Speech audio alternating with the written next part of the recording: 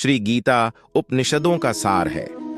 महाभारत युद्ध के समय रणभूमि में भगवान श्री कृष्ण ने अर्जुन को जो ज्ञान दिया था वह गीता में बताया गया है।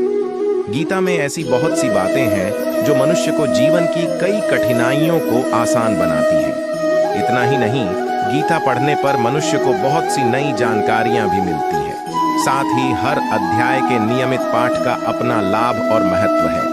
भगवान शिव ने देवी पार्वती को गीता के पहले अध्याय के पाठ का महत्व जो बताया है वही यहाँ आपके लिए प्रस्तुत है।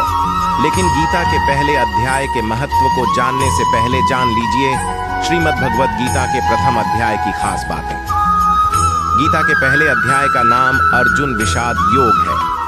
इस अध्याय में कुरुक्षेत्र के मैदान में उपस्थित बंधुओं और संबंधियों को सामने देखकर अर्जुन के मन में उठे विषाद और मनस्थिति का वर्णन किया गया है, जिसे संजय धृतराष्ट्र को बताते हैं। ज्योतिषी से जाने व्रत त्योहार धर्म कर्म धर्म राशिफल पंचांगारती ग्रह भगवत गीता फर्स्ट चैप्टर। गीता में भगवान श्री कृष्ण ने रणभूमि में अर्जुन को जो ज्ञान दिया था वह गीता में बताया गया है।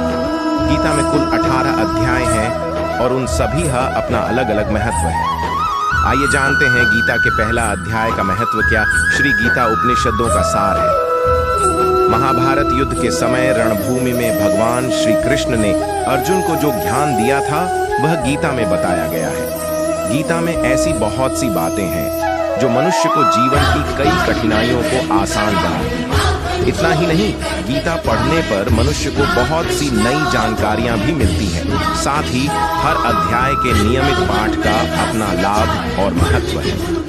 भगवान शिव ने देवी पार्वती को गीता के पहले अध्याय के पाठ का महत्व जो बताया है वही यहाँ आपके लिए प्रस्तुत है। लेकिन गीता के पहले अध्याय के महत्व को जानने से पहले जान लीजिए श्रीमद् भगवद गीता के प्रथम अध्याय की खास बात। गीता के पहले अध्याय का नाम अर्जुन विषाद योग है। अध्याय में कुरुक्षेत्र के मैदान में उपस्थित बंधुओं और संबंधियों को सामने देखकर अर्जुन के मन में उठे विषाद और मन स्थिति का वर्णन किया गया है, जिसे संजय धृतराष्ट्र को बताते हैं। एक समय पार्वती जी ने पूछा है, महादेव जी, किस ज्ञान के बल पर संसार के सब लोग आपको शिव कहकर पूजते हैं? मृगछाला ओढ़े और अपने सभी अंगों में शमशान की विभूति लगाएं, गले में सर्प और नर मुंडों की माला पहने हुए हो, इनमें तो कोई भी पवित्र नहीं, फिर आप किस ज्ञान से पवित्र माने जाते हैं? तब महादेव ने उत्तर दिया कि हे प्रिय, सुनो, मैं गीता ज्ञान को अपने हृदय में धारण करने से पवित्र माना जाता हूँ। इस ज्ञान से मुझे बाहर के कर्म नहीं व्यापते। तब पार्वती जी ने कहा कि हे भगवान, जिस गीता ज्ञान की आप ऐसी स्तुति करते हैं उसके श्रवण करने से कोई कृतार्थ भी हुआ है? महादेव ने उत्तर देते हुए कहा कि इस ज्ञान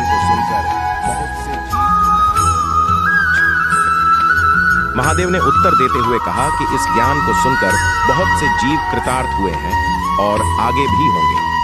मैं तुम्हें एक पुरातन कथा कहता हूँ, तुम सुनो। एक समय पाताल लोक में शेषनाग की शैया पर श्री नारायण जी नैन मूंद कर आनंद में मग्न थे।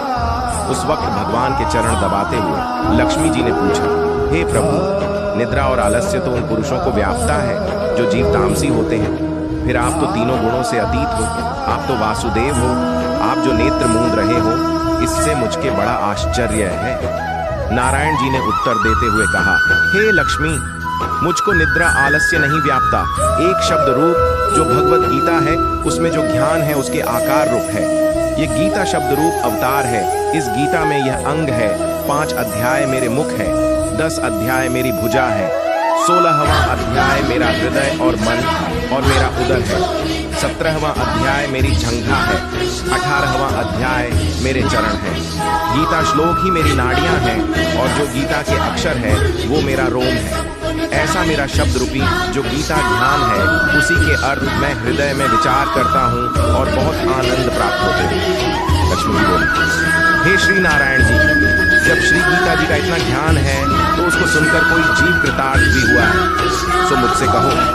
तब श्री नारायण ने कहा, हे लक्ष्मी, गीता ज्ञान को सुनकर बहुत से जीव कृतार्थ हुए हैं, सो तुम श्रवण करो। एक व्यक्ति था जो चांडालों के कर्म करता था और तेल नमक का व्यापार करता था। उसने एक बकरी पाली। एक दिन वह बकरी चराने के लिए वन में गया और वृक्ष से पत्ते तोड़ने लगा। वहां उसे एक सांप से डंस लिया, जिससे वह तुरंत मर गया। मरने के बाद उसने बहुत से नरक भोगे और फिर उसका जन्म बैल के रूप में हुआ। उस बैल को एक भिक्षुक ने मोल लिया। वह भिक्षुक उस पर चढ़कर सारे दिन मांगता फिरे। जो कुछ भिक्षा मांगकर लाता वह उसे अपने परिवार के साथ मिलकर खाता और वो बैल सारी रात द्वार पर खड़ा रहता। उसके खाने पीने का भी कोई ख्याल नहीं करता था और सुबह होते ही बैल पर चढ़कर फिर मांगने निकल जाता। जब बहुत दिन हो गए तो वह बैल भूख से गिर गया, लेकिन उसके प्राण नहीं निकले। नगर के लोगों ने देखा और उस बैल को कोई तीर्थ का फल दे तो कोई व्रत का फल दे, तब भी उस बैल के प्राण नहीं छूटे। एक दिन गणिका आई। उसने लोगों से पूछा, यह कैसी भीड़ है? तो उन्होंने कहा कि इसके प्राण नहीं निकलते, अनेक पुण्यों का फल दे रहे हैं तो भी इसकी मुक्ति नहीं होती। तब गणिका ने कहा कि मैंने जो कर्म किया है उसका फल मैंने इस बैल को दिया है। इतना कहते ही बैल की मुक्ति हो गई।